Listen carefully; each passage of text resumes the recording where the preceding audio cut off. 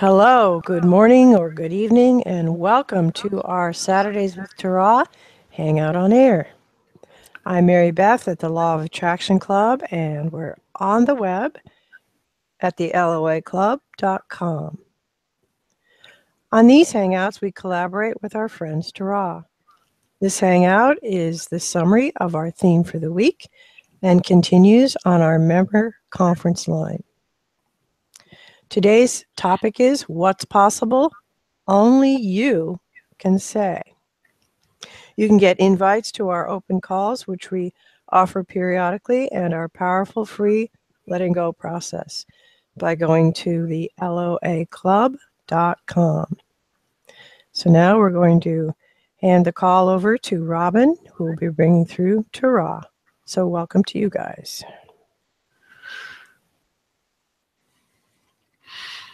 Welcome to our discussion on what is possible for you to create into your experience. Let's begin by first being clear about what's impossible. It's a short list, but here it is. 1. You can't die because you exist eternally, which means the consciousness that is you exists as an entity beyond any concept of time or space. 2. You can't sever your connection with all that is, or whatever you choose to call it, source or universe or God. You can pull against it, but you're never disconnected. 3. You can never separate yourself from the context that vibrates in resonance with you and surrounds you. You are the thought and the thinker of the thought. What you choose to desire and believe and expect defines you and your world. As to what's possible, we can't list everything because that list would be infinite. So let's just describe it. It's whatever is not on that list above. Whatever you can imagine right into your experience. And since your imagination has no limits except those which you might choose to artificially believe in, then can you see that by what you call the law of attraction, there's nothing you cannot be, do, or have, and nothing you cannot change? Let's look at some words we've looked at before from your space-time context. From the Rodgers and Hammerstein musical Cinderella, impossible. Impossible for a plain yellow pumpkin to become a golden carriage. Impossible for a plain country bumpkin and a prince to join in marriage. And 4 white mice will never be 4 white horses. Such fol-de-roll and fiddle-dee-dee of course is impossible. But the world is full of zanies and fools who don't believe in sensible rules and won't believe what sensible people say. And because these daft and dewy-eyed dopes keep building up impossible hopes, impossible things are happening every day. Those impossibilities we started with derive from the essential nature of who you are, a consciousness that's part of all that is. And you can't change who you are at your essence. Beyond that, there's truly nothing that's fundamentally impossible. So let's spend a little time here to reflect on that, because each second you spend challenging the status quo, each moment here with us that you acknowledge through conscious awareness the truth of who you are, these moments are powerful steps on the path to creating more of what you want. Here's some poetry of our own. Impossible. There's just some things you cannot do, is what they always said. So see the world, accept the facts, and keep a level head. Some things are impossible. It's just the way they are. It's sensible and practical to know what's near and far. Or could it be that it's a choice? Indeed it is, we say. Listen to your inner voice and pick another way. Because you're the one who chose this life, and everything you see is what you've come to know as truth and possibility. So probable, improbable, it's up to you to choose. We say choose not to walk through life in someone else's shoes. Possible, impossible, the world is at your feet. What you know creates it all, and everyone you meet. And on the subject of what's possible, from our friend Bashar, every being, all beings in creation, are all the different ways God has of looking at itself. That is what it means to be all that is. The idea of knowing yourself to be God is simply allowing yourself the broadest possible definition of that concept, and knowing that for God, that is real. God knows itself to be its own being, but also knows itself to be the compilation of every being within it, and knows every being within it to contain the totality of the whole. Nothing is impossible to all that is. If you can conceive of it, it is real to all that is. On some level, some dimension, some aspect of consciousness, it exists. We've talked before of the fact that all chosen beliefs come with their own life support system, because of course, by law of attraction, once a choice is made, everything in your world lines up with it. Now that's a simple statement to make, but think about it. Think about the enormity of it. Anything you choose to believe will, by definition, be, quote, correct, unquote. It will be the, quote, truth, unquote. Of course, it's a personal choice, and so it's your truth.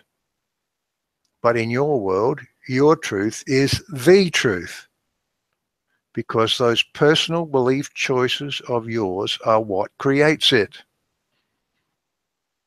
Into that world, you attract versions of people and events and things, everything that lines up with those choices. And so that's how it is that your choices are self-reinforcing. As you practice the version of that choice over and over and over, you forget all about that original choice you made. Are you beginning to get a sense of the power of that tapestry of expectations of yours? Are you beginning to see why once a choice is made, it takes a special sort of focus to make a different choice? Before he moved, this one used to run into Jeff on his morning walks. On one of those walks, Jeff declared there was very little he was certain about. But with just a little exploration, it was obvious that, of course, there was a multitude of so-called certainties in Jeff's world. It's just that with Jeff, as for all of you, those certainties fade as decisions, and merge into the backdrop of your existence. So let's, for a short time here, look at these things in your backdrop and see them for what they are.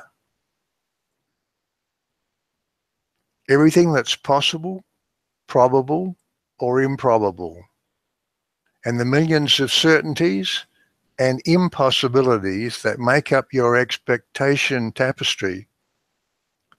These are just the decisions you've made and stored away.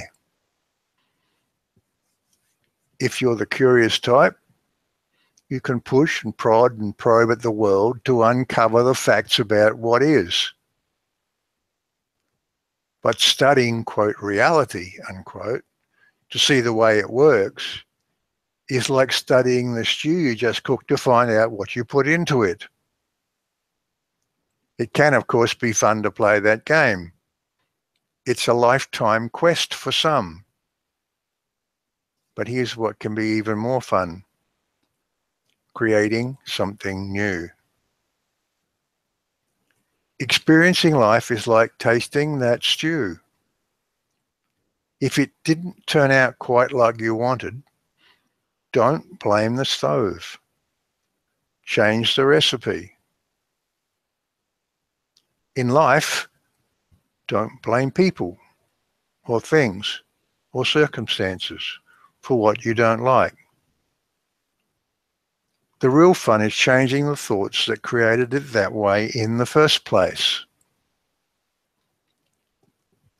Never see or hear the words "studies have shown" without recognizing that choosing to believe those studies is simply you filling in more details in a world you've already created. There's nothing in your world you don't know about. There can't be, because you and you alone are creating it. If you do fill in some details, it will always be between the lines, the possibility outlines of the sketch you've already made.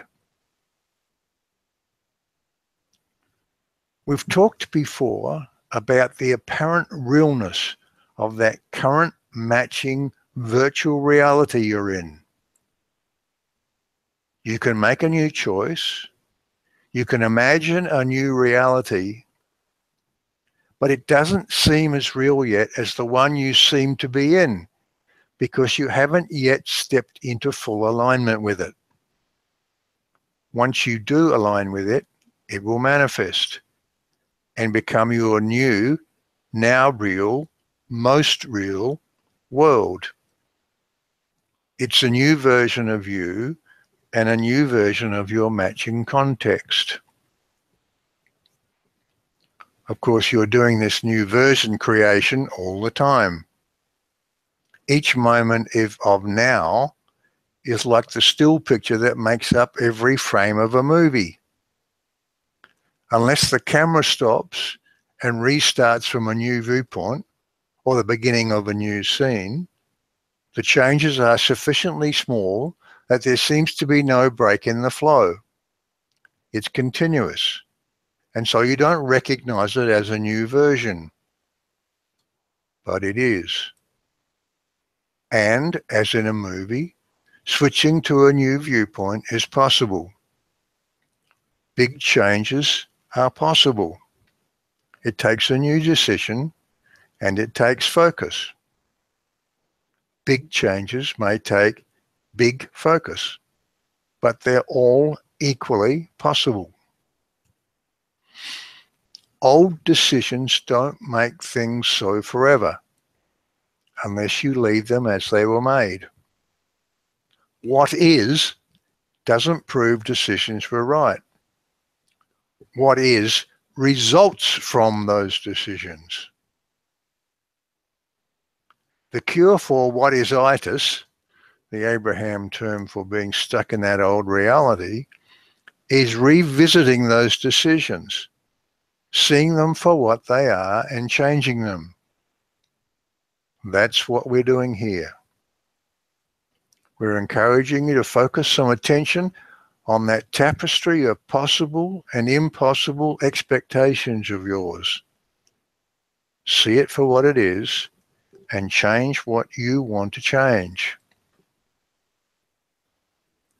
From our friends Abraham. Does it feel possible or impossible? Which is it? It's not both, and you get to choose which it is and line up with the one you choose. Human logic says, if it hasn't manifested, it won't manifest. But if this time-space reality has the wherewithal to inspire the desire within you, it has the wherewithal to deliver it in full fruition. You can take pleasure from the having of it before you have it. You can be so not bound up in the not having of it, so at one with the knowledge that it's coming, that there's no absence of its vibration anywhere within you. Not longing for it, not yearning for it, not suffering for it, not pleading for it. You simply like knowing you want it. So, decide what you want. Then line up with it at all levels within you. By which we mean consciously by choice, and subconsciously and superconsciously by practicing that choice into every part of your beingness. How is not your job? How never was your job? The law of attraction handles all the hows. Your job is choose and line up. Your job is choose and practice that new belief choice into reality. If you are not in alignment with your desire, there are not enough hows on the planet to bring that desire to manifestation. But once you align, there is nothing that can prevail against the greater force of nature that exists. And things will flow to you in ways that suddenly become the most logical and easy thing in the world. Eager anticipation is where you want to be. Stay in eager anticipation and stay away from where's my stuff? The question that expresses your doubts and misgivings. If that's your dominant question, then we say get off it. Go distract yourself. Choose to be detached from dependence on any particular outcome. Choose to expect this thing or something better, this way or some better and easier way. Choose to believe that you can move more and more into the confidence of knowing who you are and how you create everything around you. In that place, you can get into that knowingness that Abraham is talking about. This is the place of peace and power and fun and freedom, which we never get tired of talking about. Here's some examples of what's possible. You can set desired outcomes and achieve them. These can be simple things like changing your expectations of that particular somebody you're meeting today, and thereby intersecting with a version of them that has become more agreeable and compassionate and loving. It can be planetary things, like stepping into a world at peace, peace between nations and between neighbors and between strangers. It can be cosmic things, like moving at will beyond the thought boundaries you've placed around your current creation. If you like, you can step out of that movie theater you're in and come join us for lunch. These are like destination changes. And then there's a whole range of new beliefs you can choose about the journey.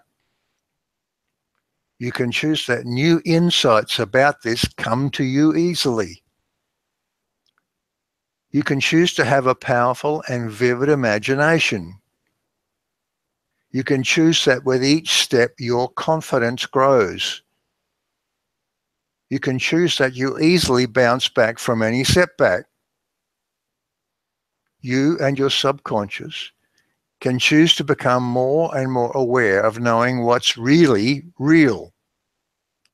Not that what is stuff, but the potential for change contained within your belief choices.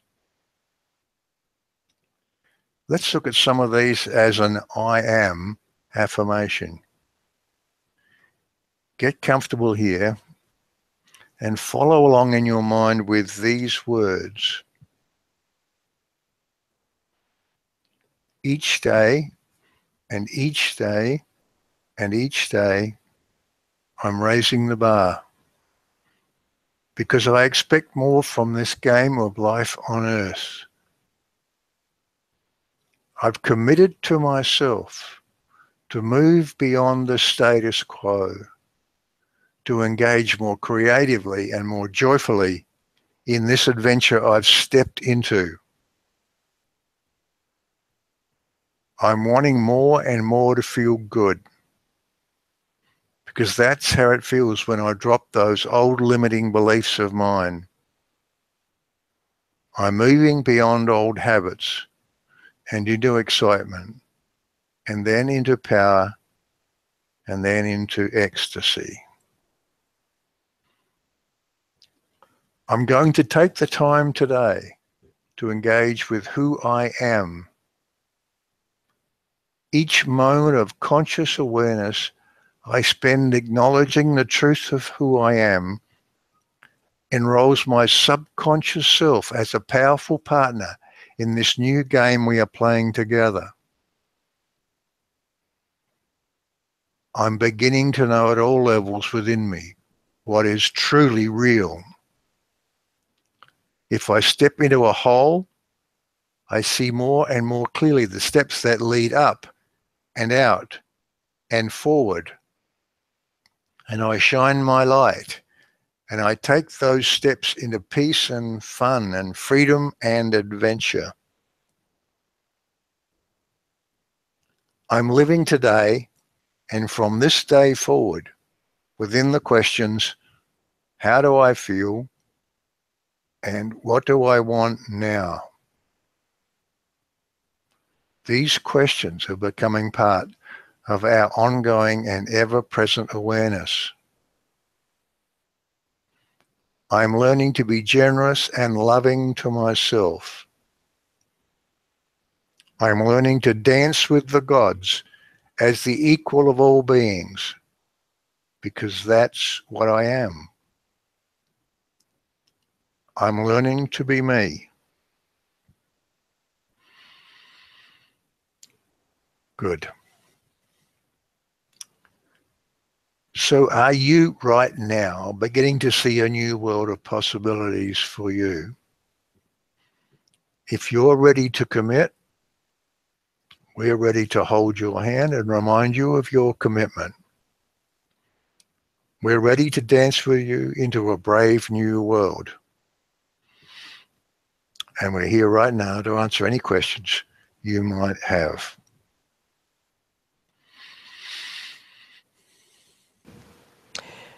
This Hangout on Air was the summary of our theme for the week. We do 3 live calls a week with Q&A for our members on Tuesdays, Thursdays, and Saturdays. You can become a member by going to the loaclub.com/join. And let's ask you right now, how do you feel? What do you want now? Are you just listening to these Hangouts? Or are you actually beginning to make new thought habits? Our longer discussion continues with Q&A right now on our member conference line. So back over to Robin and Tara.